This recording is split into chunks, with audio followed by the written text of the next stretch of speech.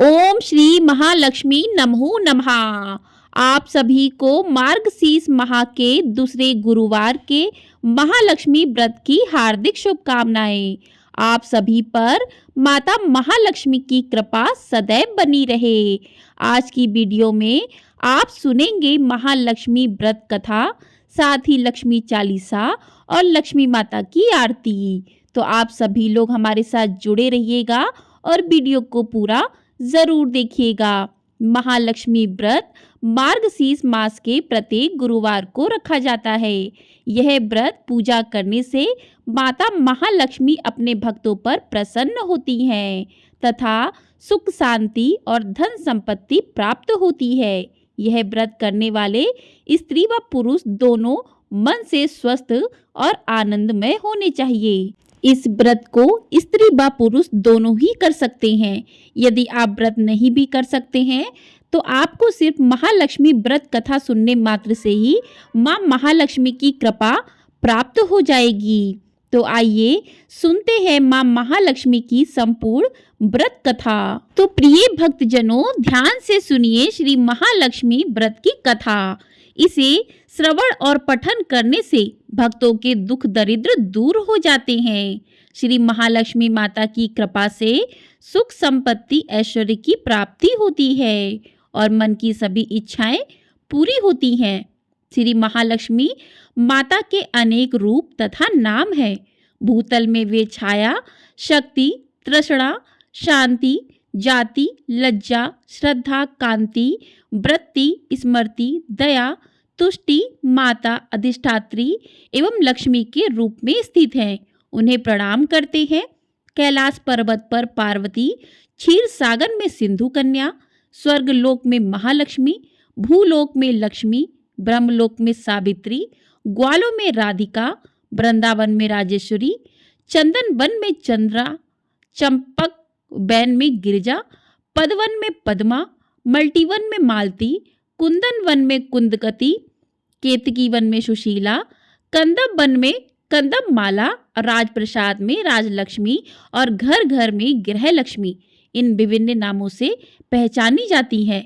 इस तरह सर्वथा चारों और सर्वभूत में सुपरिचित माता श्री महालक्ष्मी की यह कथा है। अब हम इसका श्रवण और पठन करेंगे।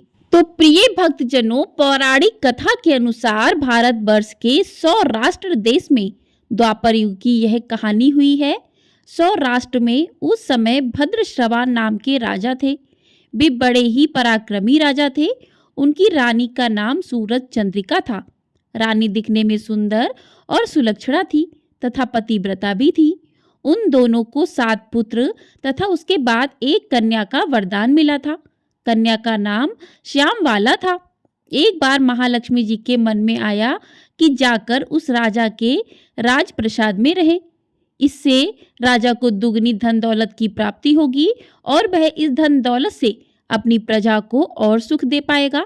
गरीब के घर अगर रहे और उसे धन दौलत प्राप्त हो तो वह स्वार्थी की तरह केवल अपने ऊपर ही खर्च करेगा। यह सोचकर श्री महालक्ष्मी जी ने बूढ़ी ब्राह्मण स्त्री का रूप धारण किया। हाथ में लाठी लिए हुए लाठी के सहारे रानी के द्वार तक पहुंची।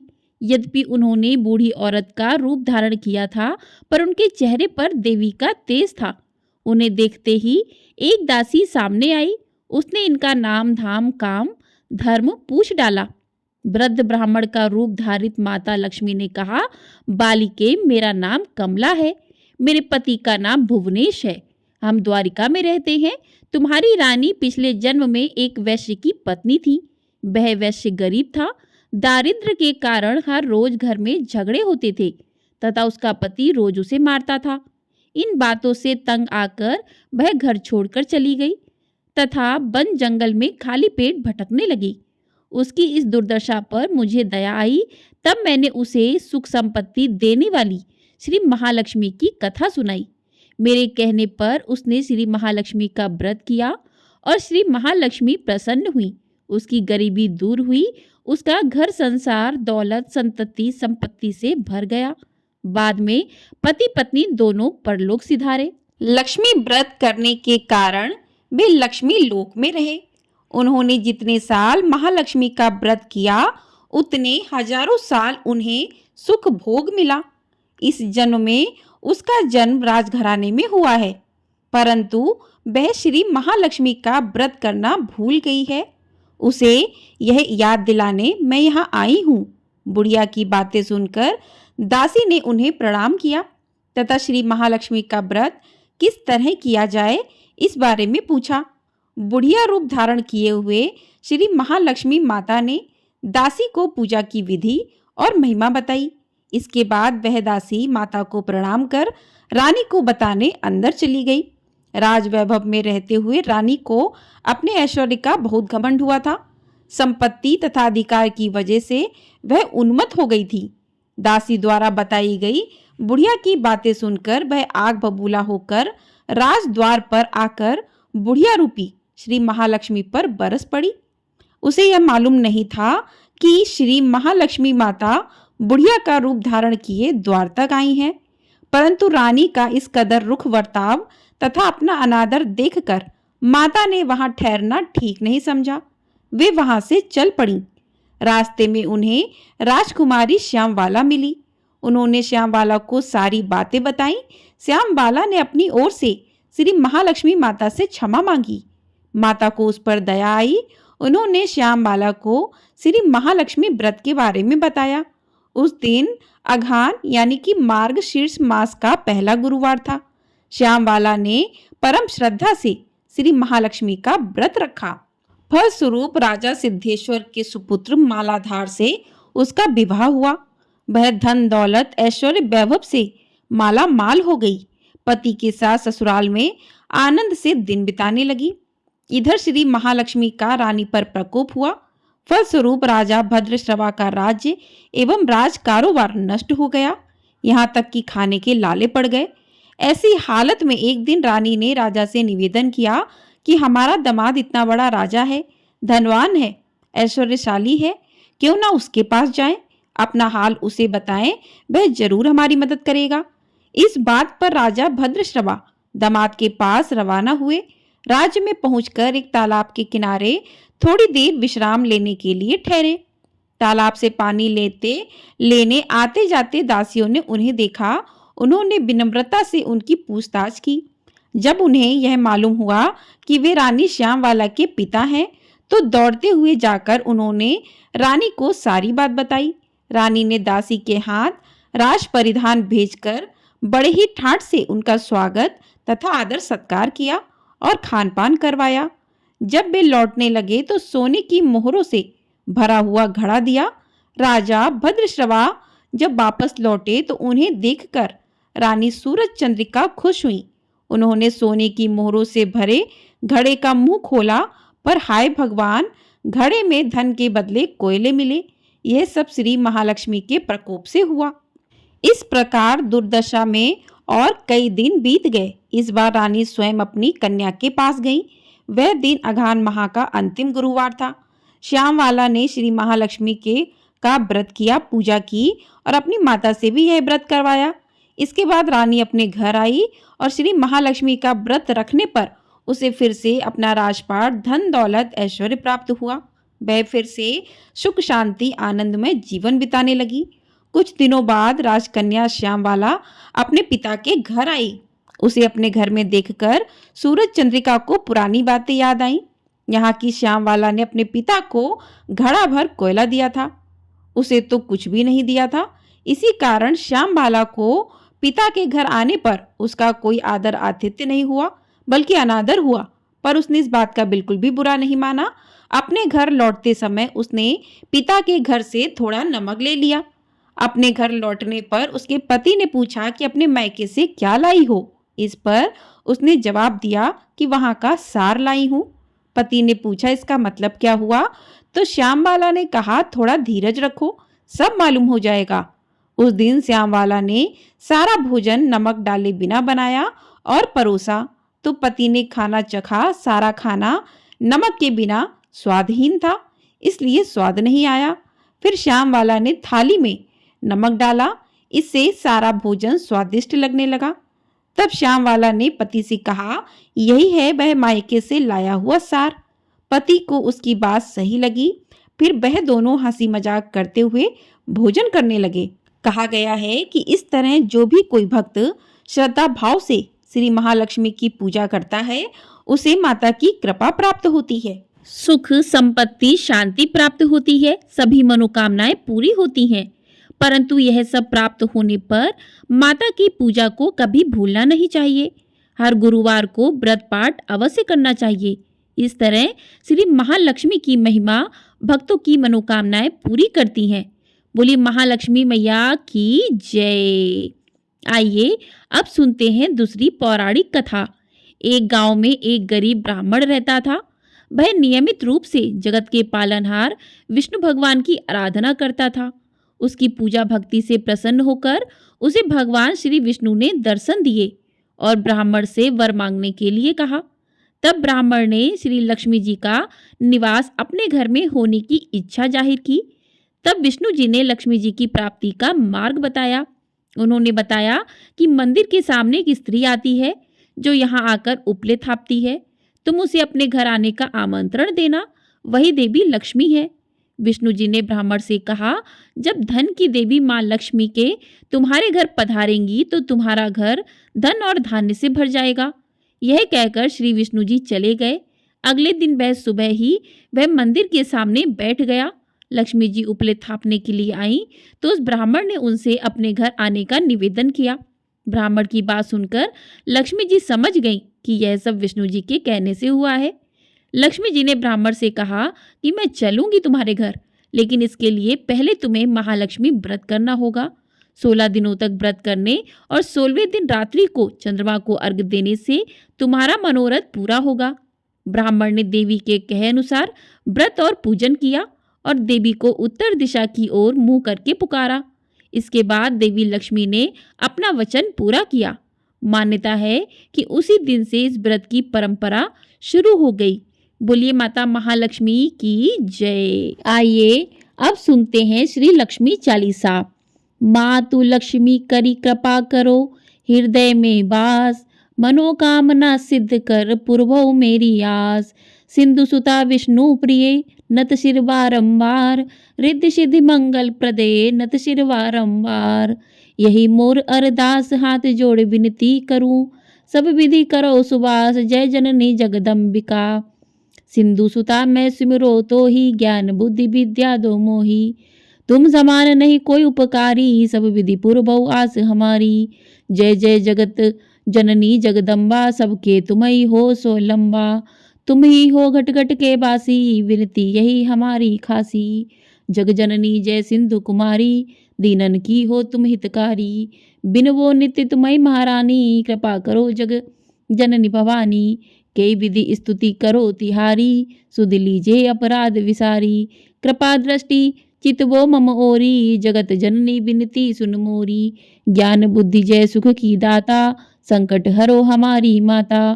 क्षीर सिंधु जब विष्णु मथायो, 14 रत्न सिंधु में पायो। 14 रत्न में तुम सुख राशि, सेवा कियो प्रभु बनिदासी। जब जब जन्म जहाँ प्रभु लीना, रूप बदलते सेवा कीना।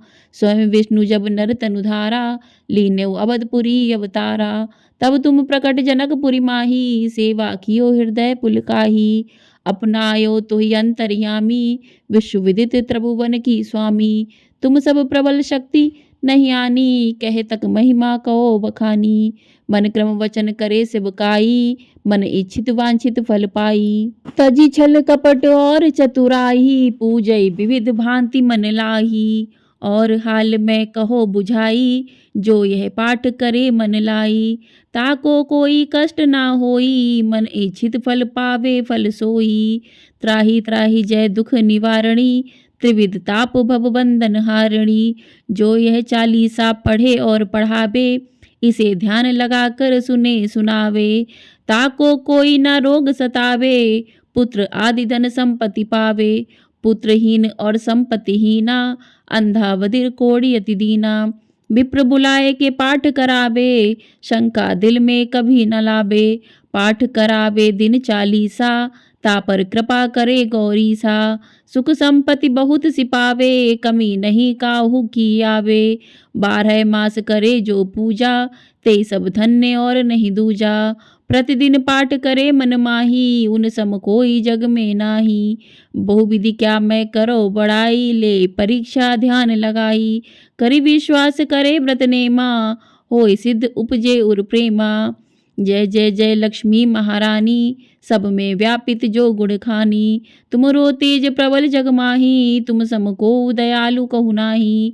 मोहि अनाथ की सुधि अब लीजे, संकट काटि भक्ति मोहि दीजे।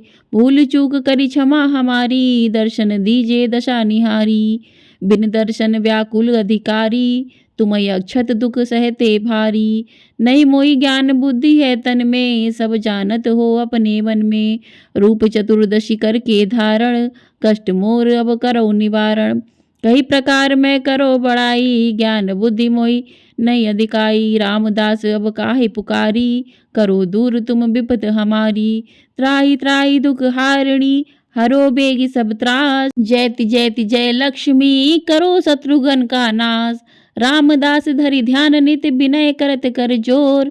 मातु लक्ष्मी दास पर, करहु दया की कोर। बोलिए माता महालक्ष्मी की जय। इस प्रकार से श्री लक्ष्मी चालीसा पूर्ण हुआ। अब करते हैं महालक्ष्मी माता की आरती।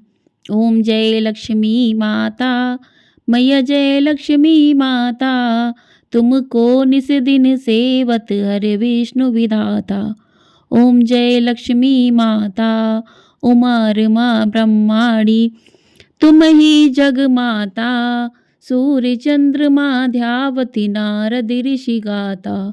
ओम जय लक्ष्मी माता, तुम पाताल निरंजनी।